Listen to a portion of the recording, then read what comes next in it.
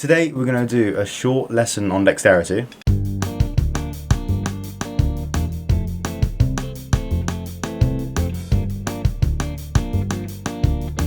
We're going to talk about what it actually is, why it's helpful to have some good dexterity, how to get better dexterity, and then talk about some exercises in that topic, and that'll be kind of the main portion of the video.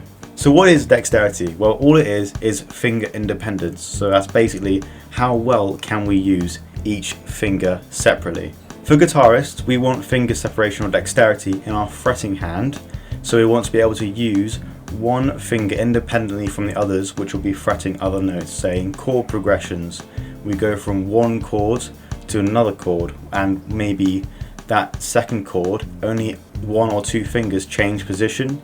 We want to be able to do that really freely and easily, and more importantly, very, very smoothly, so we get a nice sound and it sounds very connected. It's also very helpful in basically every other aspect of playing the guitar, but mainly in chord progressions and chord changes, and also some shredding areas like sweeping or just some really fast connected playing with some legato maybe. So we'll take this chord progression for example.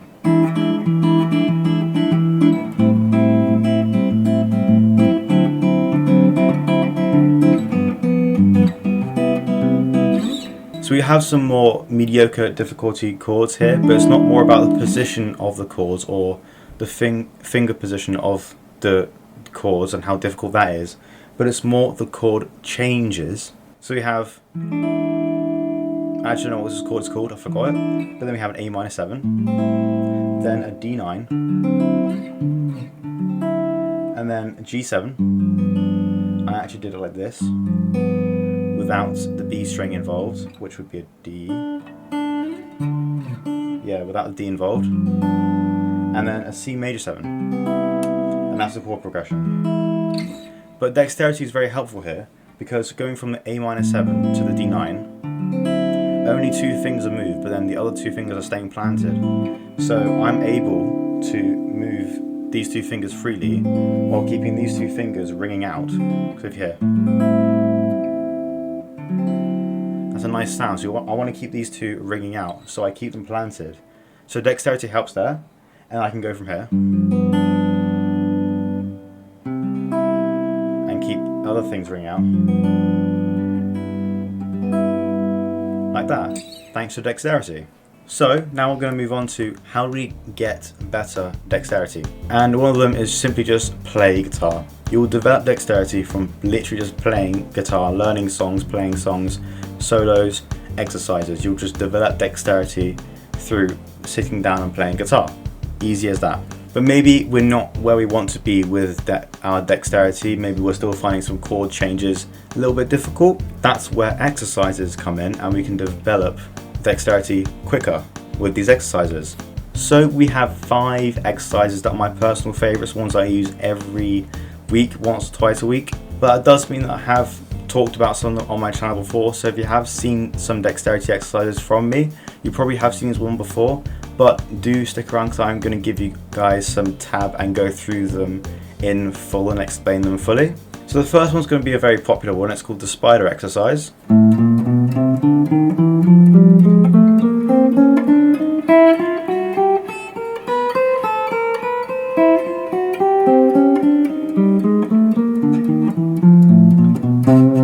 So we're going to pick a place where we're comfortable. I'm going to pick the 5th fret, and we're basically just going to walk up chromatically, so 5, 6, 7, 8 through the strings all the way, and coming back down as well. But when we're walking through the strings, we're only going to move one finger at a time. So we're just going to play this normally, first on the low E string, but then now we have all these fingers planted.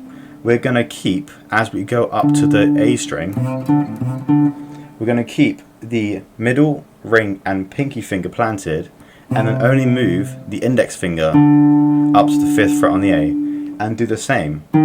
So that time we only moved the middle finger, so the index, ring and pinky stayed where they are, then the ring only moved, and then the pinky only moved. And we continue like that the whole way through, up and down. This isn't my personal favourite one, I don't do this one as much, simply because we only have a distance of one string between where the fingers are planted and when the finger is moving.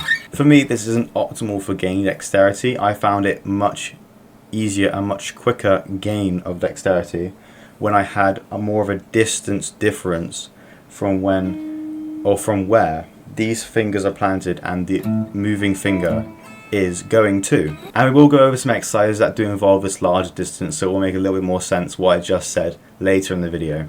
Now this next one's a bit of a spider exercise variation. We won't be needing a pick because we won't be picking anything. We're just going to use our fretting hand and the fretboard. So we're going to start on the high E string, and we're going to place our middle and pinky finger on the 6th and 8th fret. Then we're going to move down to the B string, but we're going to put on the 5th and 7th fret our index and ring finger.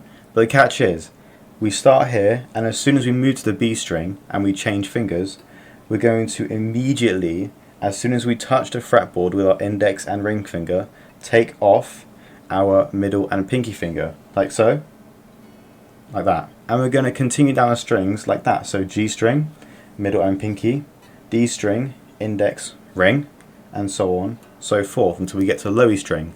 On a low E string, we're going to go index, ring, 5th and 7th, and we're going to stay on the low E string and swap to our middle and pinky, so like that.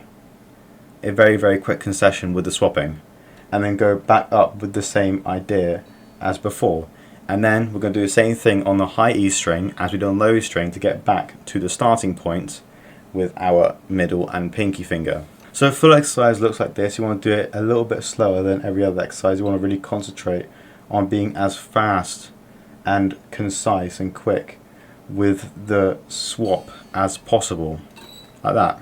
So for the third one, it's a very easy one. We're going to go back to where we're comfortable. I'm choosing the 5th fret again. We're going to be on the G string. We're going to have chromaticism, so 5, 6, 7, 8. And for our first kind of set, we're going to use our index finger, keep all the other fingers planted, middle, ring, pinky, all planted, and pressing down on the string to kind of fret. So we're going to swap from the low E string, 5th fret with our index finger, to the high E string, like that, just swapping between them for as many times as you like. And then we're going to return back to the G string and do the same with our middle finger, 6th fret, both these strings, ring, then pinky finger, and that's the exercise. So a full exercise will look like this.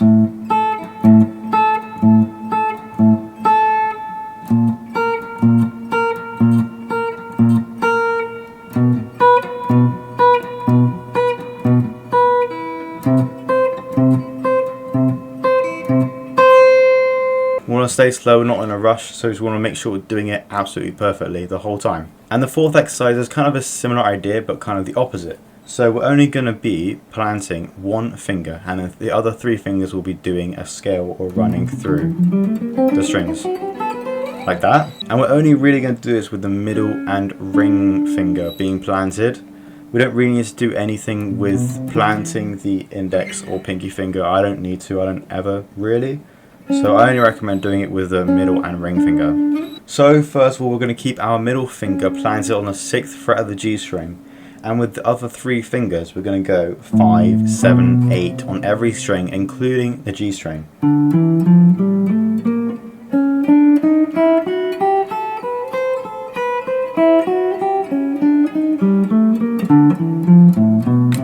Doesn't sound nice, but it is going to help with dexterity. We're going to do the same with the ring finger being planted on the 7th fret of the G string, but we're going to go 5, 6, 8.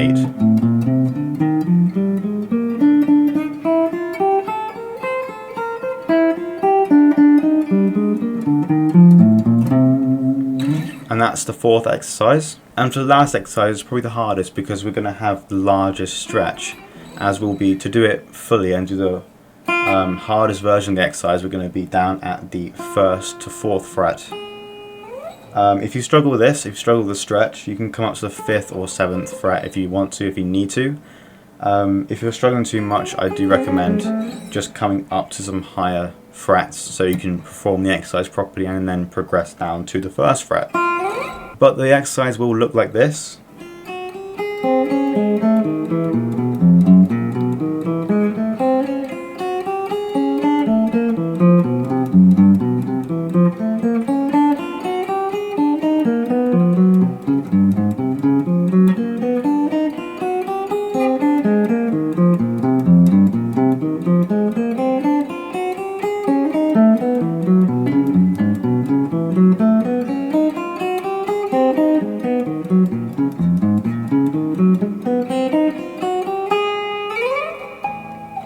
So obviously the first step is going to be to go chromatically, 1, 2, 3, 4. And that's going to be repeated over kind of every set. First set is going to be 1, 2 the whole way down. From the B string to the low E string. Then you do the chromatic. Then you do the 2 middle fingers, so the middle finger and the ring finger, going 2 and 3. Do the chromatic again, and then the ring and pinky finger, so 3 and 4. Whoops. Do that again, and then we're not going to do any side by side fingers anymore. We're going to go index and ring finger are going to be going 1, 3, and we're going to keep the middle and pinky finger planted, so chromatic.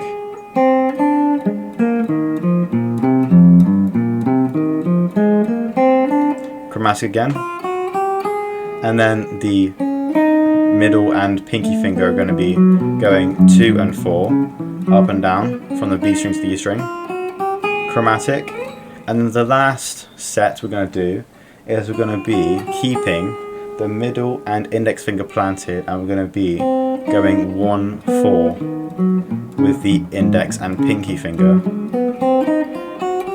Didn't sound any notes there, but you get the idea.